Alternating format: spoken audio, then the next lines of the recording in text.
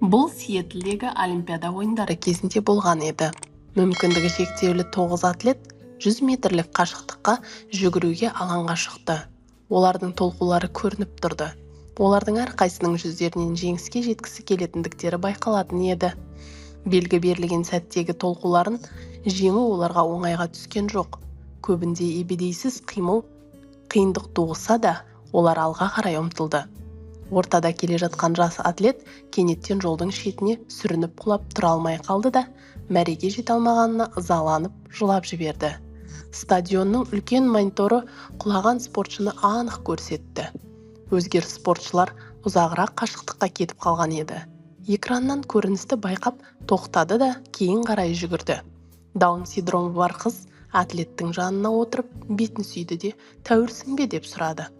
Келіп жеткен спортшылар баланың тұруына көмектесіп, бәрі құшақтасып финишке қарай қозғалды. Стадиондағы көрермендер бәрі орындарынан тұрып қол соқты. Стадион экранынан кез келген қиындықты жеңе алатын осы адамдардың бақытты жүздері барлығына анық көрініп тұрды. Бұл ерекше жандар ұлы даналықтың танығаны еді. Өмірде ең маңыздысы өзіңнің жеңісің емес, өзіңнің қозғалыс бағытыңды өзгертіп, тоқтасаң да өзгенің жеңуі үшін көмектесе алуың екендігі. Балалар, қалай ойлайсыңдар? Адам өміріндегі ең маңыздысы не?